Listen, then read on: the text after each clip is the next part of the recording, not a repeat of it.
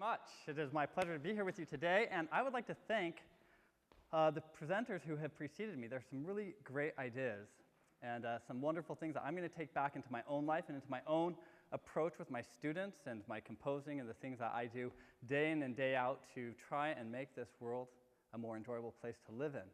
I would like to touch on a few things. I love what Dr. Boyd said. By the way, I've been a fan for years. I love that it takes 16 hours to give us 3 minutes and 27 seconds of joy. There's a wonderful story from a great German pianist named Walter Gieseking. And he was well known for playing Chopin. And he played the Chopin Etude in Thirds for years, everywhere. And finally, in an interview, somebody asked him, they said, Dr. Gieseking, what did it take to become so great at the Chopin Etude in Thirds? And he said, it took 8/3. And they said, what is 8/3? He said, it took me 8 hours a day for 3 years of my life. And that was how he achieved the Chopin Etude in Thirds. I don't see Javier, but Javier, I think that when it comes to mundane creativity, you can use a wonderful example. And his name was Ludwig van Beethoven. There was a man who struggles for every single composition, but whose compositions have utterly altered who we are. And in fact, as I come to the end of my talk, I'd like to touch on that idea of creativity. Because so often we do see creativity as a strike of lightning, as this bolt of blue out of nowhere that, you know, the artist is just sitting there, maybe high on a drug, and suddenly, boom, they have this new creation that's going to revolutionize or change the world. And my experience, and what I have spent most of my life doing, teaching to students and experiencing myself, is that creativity is a process. It is a habit.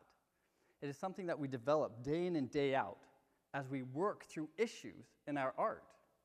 And that as we work through those issues and as we develop this richer understanding, this deeper understanding of our field, whatever that field may be, that as we go through that process, we ask questions. We run into obstacles. And as we seek answers to our obstacles, our mind begins this incredible function of taking experience in life and people we encounter and talk to, and combining all the things we experience, and maybe this is part of the conscience that can't be described, that shadow. It rolls all this together, and at some point, there's a flash. But it never comes up out of nowhere. In 2002, I had a wonderful opportunity as a teacher. Before I go into the story, let me touch on one more thing.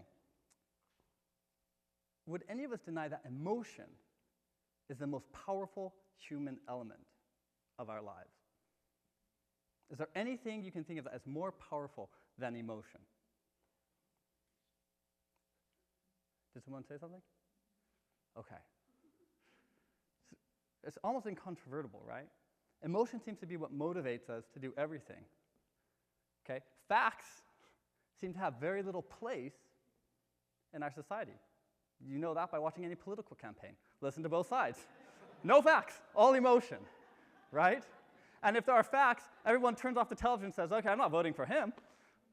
Because we make choices based on emotion. For instance, some of us go to work each day because we're motivated to get out there and make a living for our family who we love. For some of us, it's the emotion of getting away from our family that drives us to work, okay? So there is an emotion that drives us to act and to behave. So back to my story. In 2002, I had young Taj Siverson, 7 years old, come into my studio. And she had been studying for me for about a year. And it was a very typical process to have to coax Taj into playing the piano. And her mother insisted that she remain in piano lessons, even though I was kind of a mindset where, like, maybe this isn't right for her.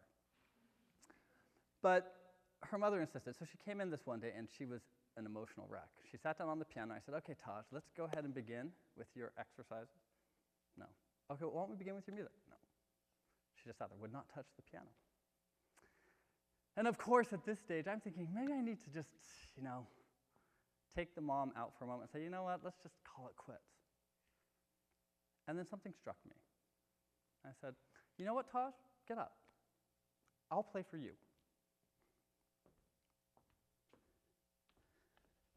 And I sat down, and this is what came out.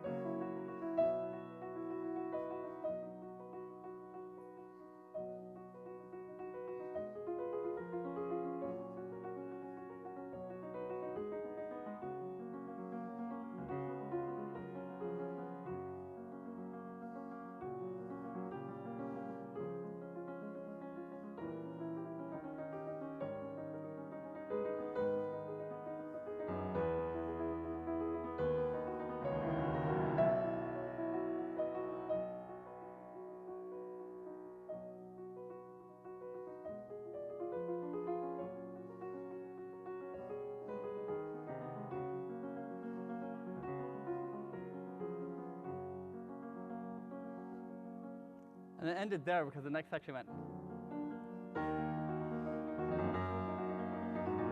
And I knew it was wrong, so we stopped. Okay? And about halfway into that, you could feel a change in the room. There was a complete change. And Taj, who had been deeply repressed, unwilling to speak, unwilling to act, started crying and telling me the story about how she thought her mother was awful to her that day. She didn't listen to her, didn't give her the M&M she wanted when she was coming home from school before coming to piano lessons because I insisted that she have a certain kind of carbohydrate and protein and that M&Ms wouldn't do before a piano lesson. So all the anger came out, and she was willing to talk to me about it. And then she was able to get onto the piano, and we finished a lesson. And she remained a wonderful student until we moved here in 2004. But the reason I tell that story is because somehow music speaks to us. It carries emotion, we say or believe, into our hearts and into our minds. And so I just want to talk a little bit about music because I want to debunk one thing. Number one, music is not an emotional communicator. It does not communicate emotions to us. Music is sound, just like language, just like anything else you hear when you walk out. But somehow, the way music communicates helps us respond emotionally better than any other form of communication, generally, okay? Better in many ways than a visual image, better than a moving image, better than sometimes somebody's touching us, which is probably one of the most intimate forms of communication. And so I'd like to talk about how music imitates language. Music actually has a lot of the same characteristics as language, exaggerated hundreds of times, okay? When we speak, we inflect our speech. I was talking to Peter last night, and I said to Peter, we were talking about him coming up and singing for me. And I said, Peter, it's okay. He said, well, if I'm out of tune? I said, it's okay. If you're out of tune, I'll hit you on the head and you'll tune down. I said, if you're flat, I'll pinch you and you'll tune up. Because there is inflection in our language, just like there is in our music, okay? One of the advantages music has over language is that music can actually create context by inflecting with itself. See, when we speak, we can speak one pitch, unless we've been smoking for many years, right? Okay, so most of us, when we speak, we're gonna speak in one pitch. But music has the unbelievable gift of being able to harmonize, and it doesn't sound bad.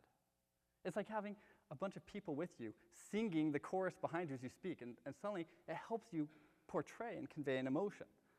So, this famous, right? We harmonize that Brahms melody like this.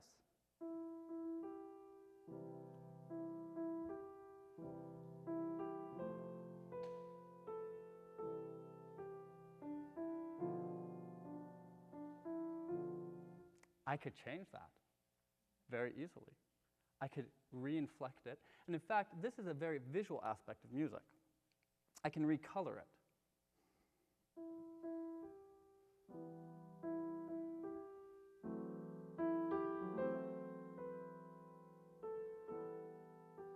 Right?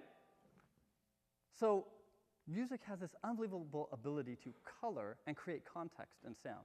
Music has another talent, okay? When we speak, and this is obvious in poetry. And you know, Peter, I lost my timer. Does that mean just go forever? I love going forever. Okay, to your great chagrin.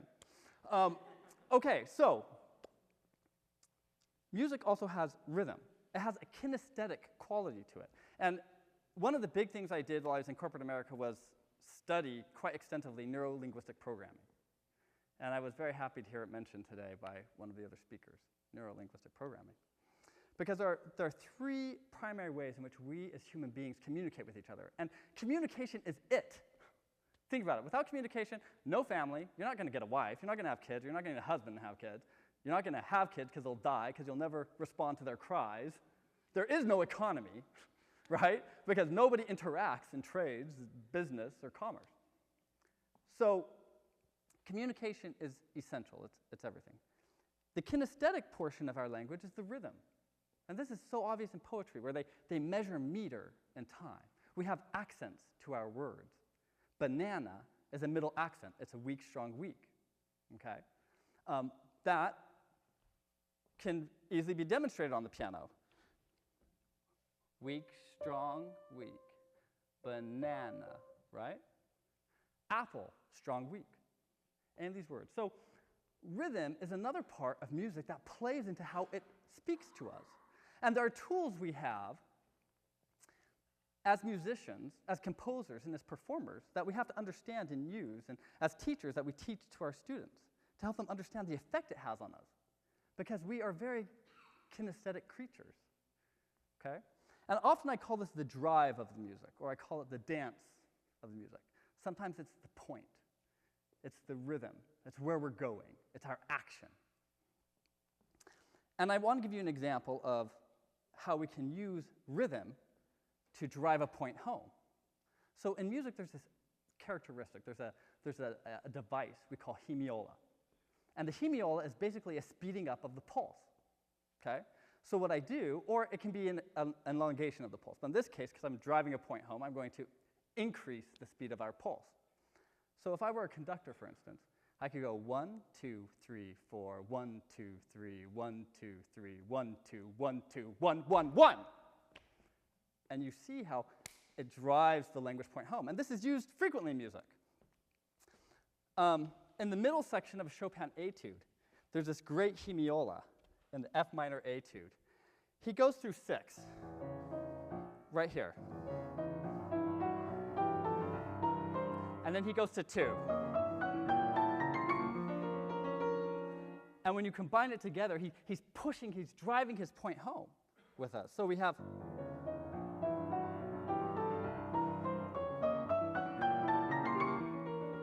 And then back to his 6th melody.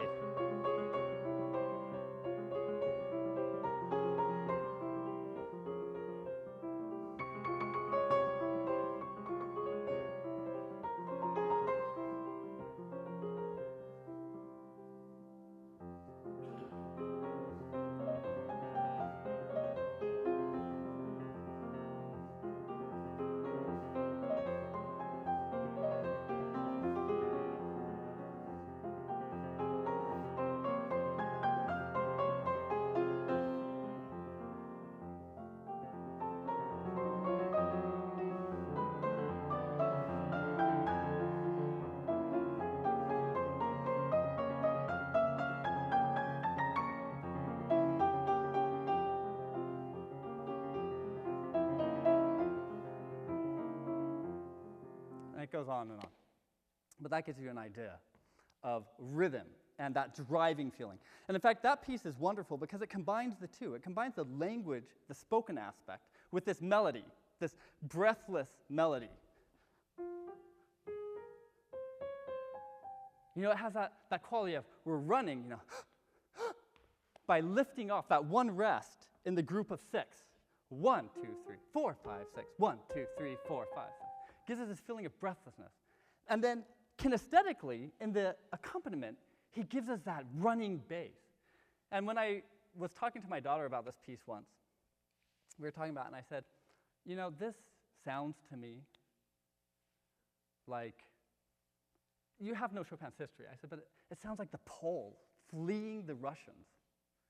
Because Chopin actually moved from Poland, and while he was in Paris visiting his father's homeland, the Russians invaded Poland, and he was never able to return. And so there's this imagery there of somebody fleeing, running. And the left hand, with its running bass, this expanded bass, and he does something else very interesting in that bass, sounds like the running of feet, people running away.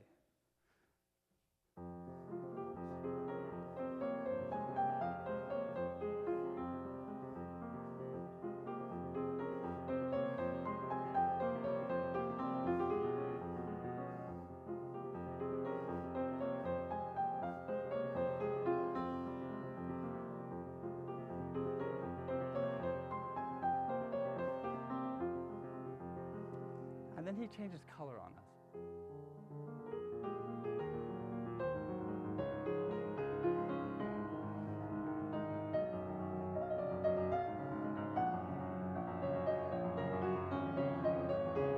And then the hemiola.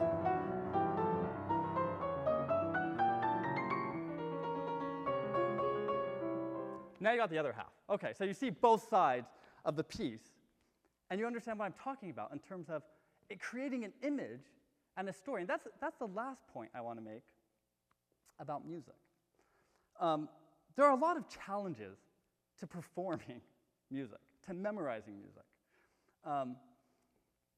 As a teacher and a performer, it's a major issue to develop the ability to take this music in, make it a part of who we are, understand all of the elements, and then be able to reproduce it in a setting where you know you may be critiqued.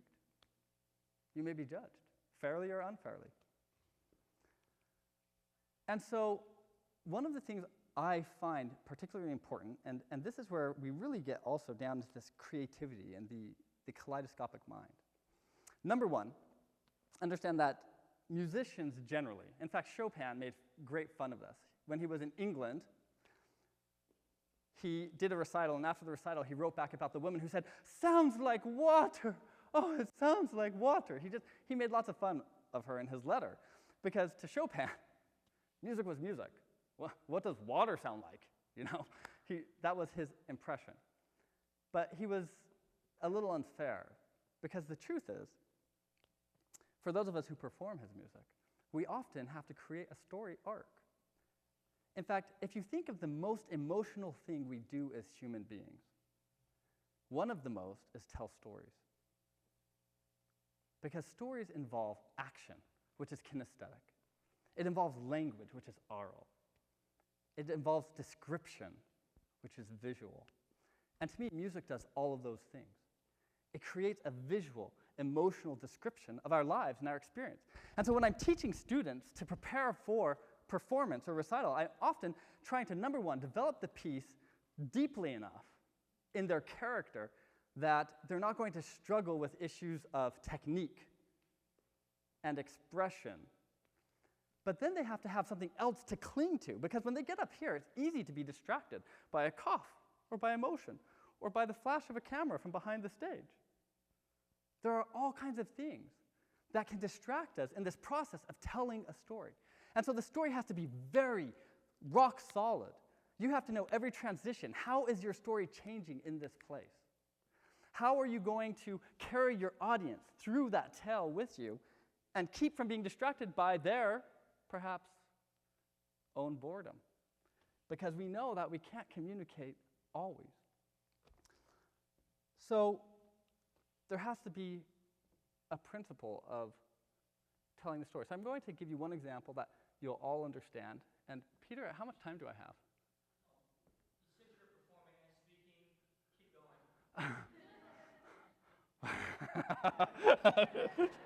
keep going. This is a program I'm going to be performing in about 3 weeks. It's 2 hours long, and I need to have it ready. Okay, so, okay, no.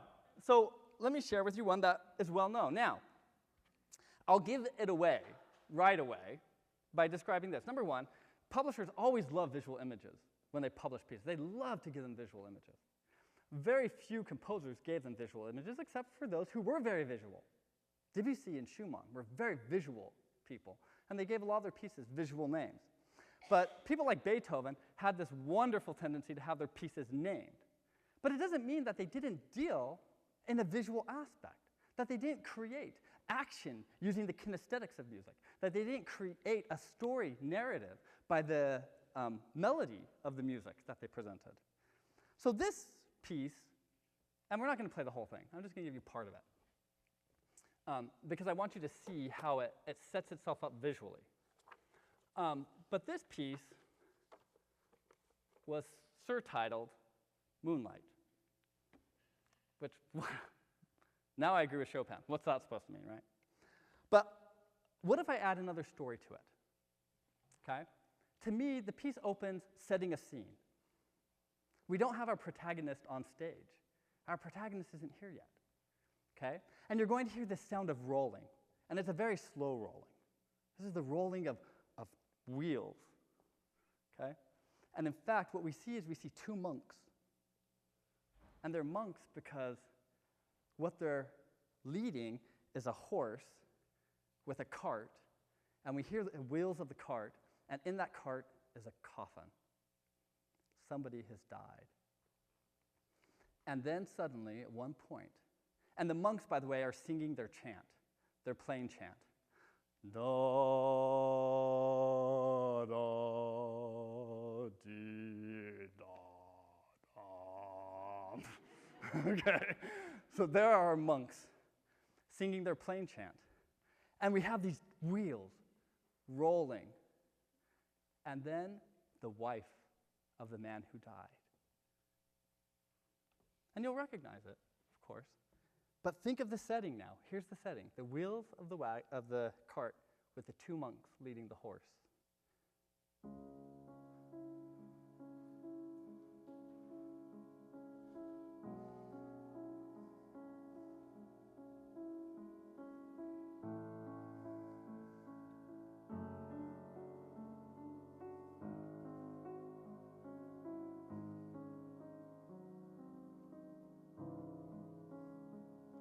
And the woman.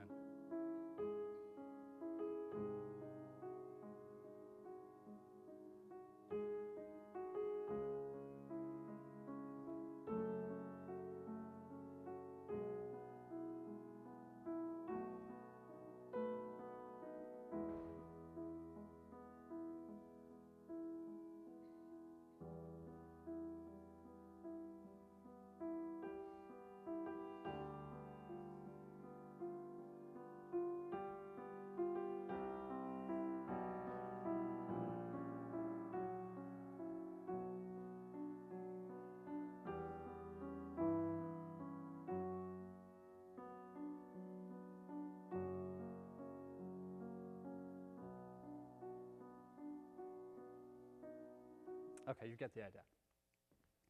You see, now there's a story. And she's singing this song about the loss of her husband. It's a wonderful story. Later on in the story, the ghost of her husband sings from the bottom of the grave. You know, I mean, it has this great, eerie moment at the end where you have the singing of the ghost of the husband. So music involves all these elements. And now I'm wandering because there's been so many things. But one more thing, Peter. I want to cover one more thing.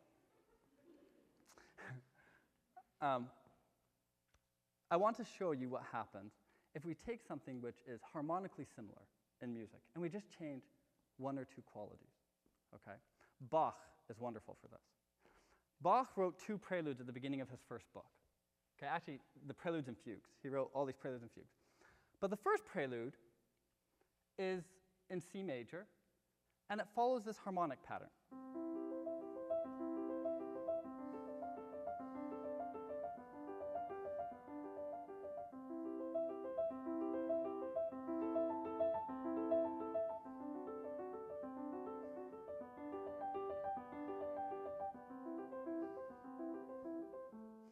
Now, in the C minor prelude, just afterwards, he keeps the same rhythm. It's in 4/4 time. So the rhythm is basically the same, but the kinesthetic feel is totally different.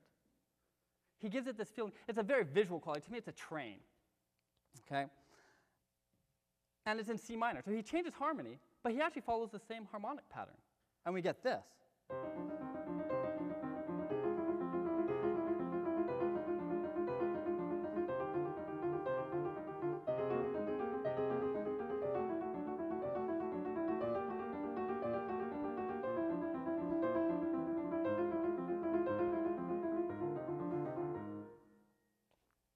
And so you see, emotionally, change a few qualities, and you can change an entire piece. You can change the color, the aspect, what it says to us. And so to end, I'm going to show you an exercise I give to all my students. And this exercise is built on one note. But I want you to feel. Who likes to sing? Does anyone like to sing? Ed, you're scared to death, aren't you? At lunch I said, Ed, do you like to sing? And Ed said, yes, as I may use you.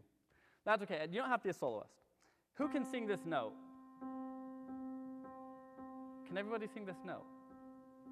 It's a middle C. In fact, the whole reason we have middle C is because it is supposedly the note that universally any voice part can sing. So middle C. So I want you to see how many colors I build off of this note.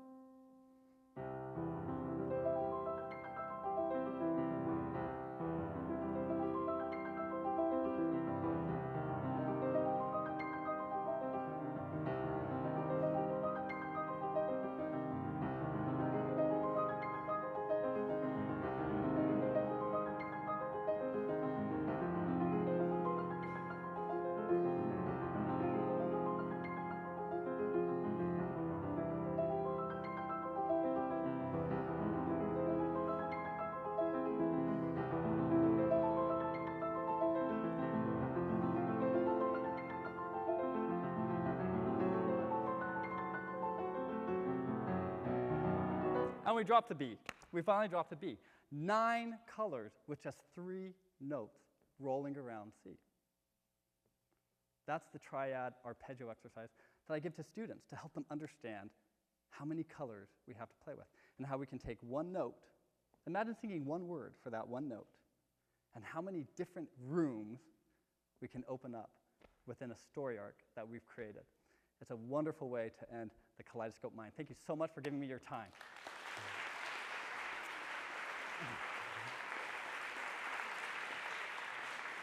You know, what you talked about echoes very much what Dominic was talking about, also what Javier talked about using simple, intentional tools and technique, combine them with artistry, you have remarkable impact. You just show that right now with those 3 simple notes. I have one question I always want to ask a musician. Sometimes I see a very young performer, whether it's a violinist or a pianist, maybe aged as young as 10, and they can play with such maturity beyond their age. Is that just an illusion of great technique, or do they really understand the context or the storyline that usually they would not understand unless they've matured and have real-life experiences of failure, of sadness, of misery? Well, okay, there are a few things there. Number one, there are, of course, very deep, gifted souls. They're precocious. Who knows where that spirit came from, right? I mean, but most of the time, my experience has been this. With young children, usually they're either great imitators, and their ear is so developed, and they listen either to their teacher or a recording so much, they're able to imitate it. Because sometimes the emotional depth isn't there at that age. The other thing I find is that an audience thinks they're hearing more than what is actually there. I mean, that sounds bad, but it's happened many times. do the students who perform extremely well, are they not able to understand because they simply have not been alive long enough? Well, For example, the last piece about the wife following the cart with a coffin. Do you think a 10-year-old can understand the emotional complexity behind all that? very few, very few.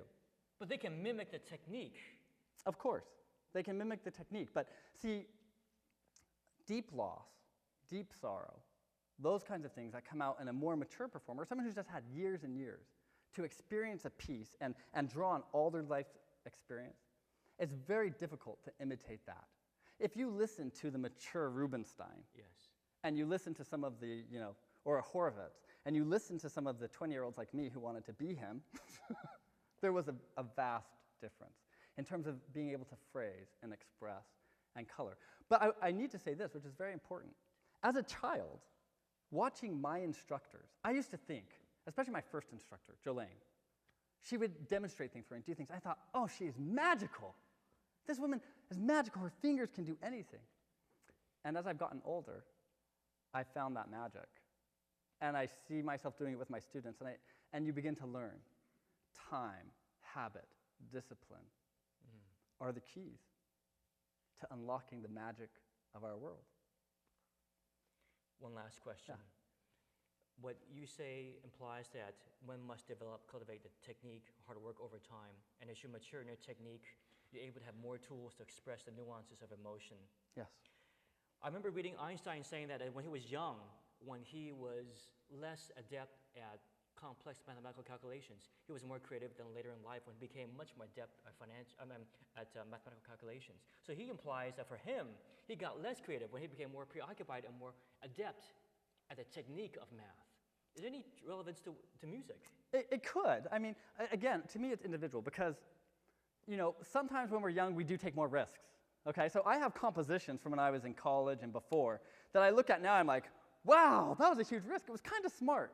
But that's kind of dumb, I go through, I'm like, oh, that was stupid, and I would change it. But I would use another example, Scarlatti, Domenico Scarlatti. For years, he was the son of Alessandro Scarlatti, who was this great Italian opera composer.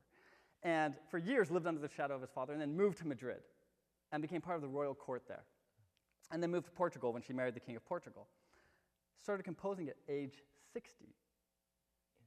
And in 8 years wrote 600 sonatas of the most incredible variety, color, and sound.